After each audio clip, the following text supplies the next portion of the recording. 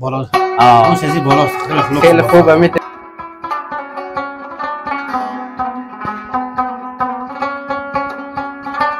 گوشت گوسفند نر 440 روپیه کیلوش هست. 440 گوشت گوسفند نر. ها گوسفند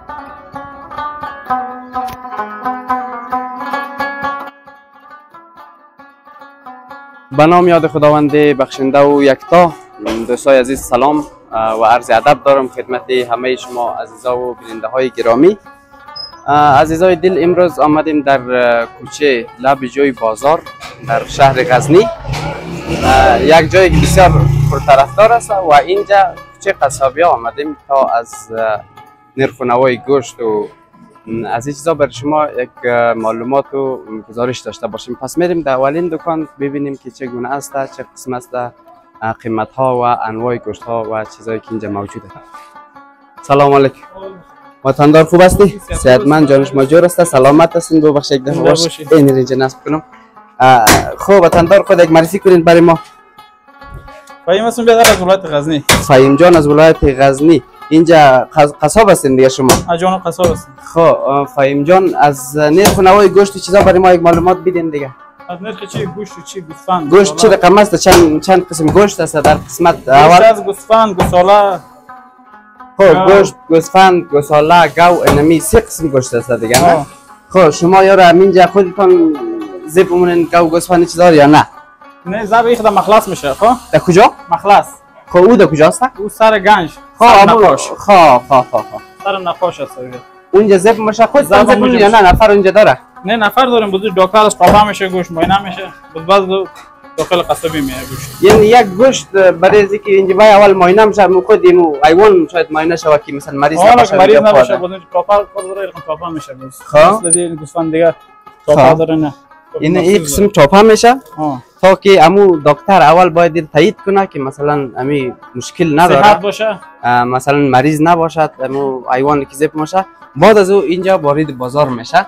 خب فهیم جان، چی رقم شما مثلا وقتی که گوشت گوسفند کیلوی چند است؟ از گوساله چی رقم؟ گوشت گوسفند نر 440 روپیه کیلوش هست. 440 گوشت گوسفند نه؟ خب گوسفند میشه از گوسفند مادر. خب قرمه میش میگم. خب گوشت 350 روپیه کیلوش.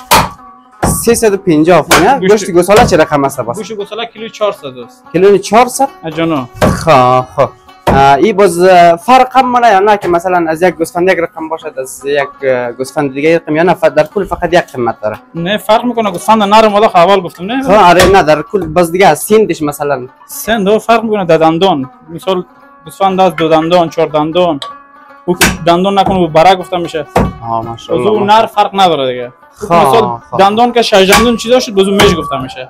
ماشاءالله. گوسفند مادر ایره دیگه اون شما تشخیص میدین دیگه، اینجا کس نمیفهمه چند دندان است. نه تشخیص ما میدیم، شما معلوم میشن تو میگی مر گوشت نر مره گوشت ماده مره. خب دیگه با تشخیص دست ما. خب تشخیص یعنی به این معلوم است مثلا امی گوشت چه رقم گوشت است؟ این گوسفند نر است. گوسفند این دلتون میمونه دیگه. خیال میمونه شو معلوم میشه ایش مونه. خیلی خوب خیلی خوب.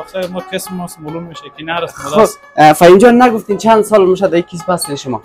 ما زیاد میشه بیاد شاید یک تا که پیدایش بوده دمیجه هست دیگه. باز سن 6 سالگی 5 سالگی از 6 ولی 5 از 5 سالگی ده اینجا بودین؟ 5 سالگی بودیم دیگه. تا والا شاید پدرتون هم امی کس بوده دیگه مثلا. جان امی کس بوده. خب حالا شما این گوشت برای چی آمدم نه؟ این برای هتل آمدم میشه گوشت. برای هتل؟ برای کدام هتل؟ این هتل تودچینه. خب چی قدر اینا سفارش دادن؟ یا 40 کیلو. 40 کیلو ها؟ گوشت روش. گوشت روش 40 کیلو ها؟ 40 کیلو چند حساب کردن برای ازنا؟ یا خمیزه کیلو 400 روپیه است. نرخ هتل بخاطر نرخ هتل تخفیف داره. نرخ هتل دیگه فرق داره چون اینا که زیاد موقعن در کل و مشتری همیشگی شما است. از اون خاطر برای ازنا تفاوت داره نرخ. تشکر فهیم جان. وطندار سلام علیکم. خوب هستی؟ صحتمند، جان شما جور است؟ خود یک معرفی کنین برای ما. من نام اسدالله است. اسدالله؟ خب اسدالله جان اینجا در قصابی آمدین دیگه. گوشت مبرین؟ خب گوشت چی مبرین؟ گوسفند. گوشت گوسفند مبرین. خب برای چی مبرین گوشت؟ بخش خانه مبرین. بخش خانه مبرین. چند کیلو سفارش دادین برای فهیم جان که برایشان آماده؟ 1.5 کیلو. خیلی خوب خیلی خوب تشکر. این گوشت مبرین که دیگه امشب بخیر آمادگی دارین، مهمان دارین چطور؟ مهمان داریم. خب این گوشت او گفتین آماده کنه برای پلاو یا برای شوروا؟ برای شوروا و پلاو. خب کجاست خانه؟ خانه موی مبارک. خانه موی مبارک. اینجا دیگه شما مشتری همیشگی هستین در آه، من. دیگه. چی قسم گوشت میتفر اینجا؟ خیلی بالاست. آه. گوشت از این بالاست. خیلی خوب. خیلی خوبه میت دیگه چیزای دیگه می تازه و دنیر که شاید هم دنیر خواه. بخیر باشید. تشکر. سلامت.